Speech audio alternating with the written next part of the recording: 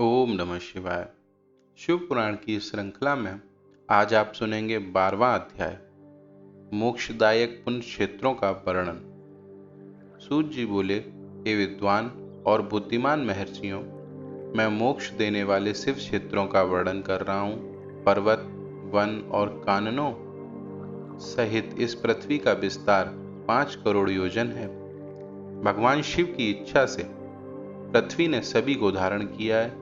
भगवान शिव ने भूतल पर विभिन्न स्थानों पर वहां के प्राणियों को मोक्ष देने के लिए शिव क्षेत्र का निर्माण किया है। कुछ क्षेत्रों को देवताओं और ऋषियों ने अपना निवास स्थान बनाया है, इसीलिए उसमें तीर्थत्व प्रकट हो गया है। बहुत से तीर्थ ऐसे हैं जो स्वयं प्रकट हुए हैं। तीर्थ क्षेत्र में जाने पर मनुष्य को सदा स्नान, दान और जाप करना चाहिए, अन्यथा मनुष्य रोग, गरीबी तथा मूर्खता आदि दोषों का भागी हो जाता है। जो मनुष्य अपने देश में मृत्यु को प्राप्त होता है, वह इस पुण्य के दोबारा फल से दोबारा मनुष्य योनि प्राप्त करता है, परंतु पापी मनुष्य दुर्गति को ही प्राप्त करता है। हे ब्राह्मणों, पुण्य क्षेत्र में किया गया पाप कर्म अधिक दृढ़ हो जाता है, अतः पुण्य क्षेत्र में निवास करते समय पाप कर्म से बचना चाहिए। सिंधु और सतलुज नदी के तट पर बहुत से पुण्य क्षेत्र हैं। सरस्वती नदी परम पवित्र और 60 मुख वाली है, अर्थात उसकी 60 धाराएं हैं। इन धाराओं के तट पर निवास करने से परम पद की प्राप्ति होती है। हिमालय से निकली हुई पुण्य सलिला गंगा 100 मुख वाली नदी है। इसके तट पर काशी, प्रयाग आदि पुण्य क्षेत्र हैं। मकर राशि में सूर्य होने पर गंगा की तट भूमि अधिक प्रशस्त एवं पुण्यदायक हो जाती है। सोनभद्र नदी की 10 धाराएं हैं। बृहस्पति के मकर राशि में आने पर यह अत्यंत पवित्र तथा अभीष्ट फल देने वाली है। इस समय यहाँ स्नान और उपवास करने से विनायक पद की प्राप्ति होती है। पुण्य सलिला महानदी नर्मदा के 24 मुख हैं। इसमें स्नान करके तट पर निवास करने से मनुष्य को वैष्णव पद की प्राप्ति होती है। तमसा के 12 तथा रेवा के 10 मुख हैं। परम पुण्यमयी गोदावरी के 21 मुख हैं। यह ब्रह्म हत्या तथा गौवध पाप का नाश करने वाली एवं रुद्र लोक देने वाली है। कृष्णवेणी नदी समस्त पापों का नाश करने वाली है। इनके 18 मुख हैं तथा यह विष्णु लोक प्रदान करने वाली है।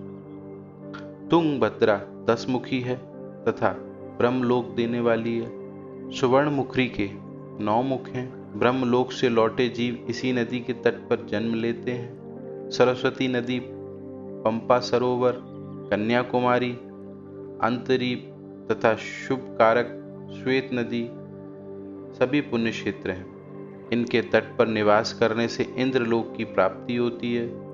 महानदी कावेरी परम पुण्यमयी है। इसके 27 मुख हैं। यह संपूर्ण अभीष्ट वस्तुओं को देने वाली है। इसके तट ब्रह्मा विष्णु का पद देने वाले हैं। कावेरी के जो तट शैव क्षेत्र के अंतर्गत हैं, वे अभीष्ट फल तथा शिवलोक प्रदान करने वाले हैं। सिंह और कर्क राशि में सूर्य की संक्रांति होने पर सिंधु नदी में किया गया स्नान तथा केदार तीर्थ के जल का पान एवं स्नान ज्ञानदायक माना जाता है।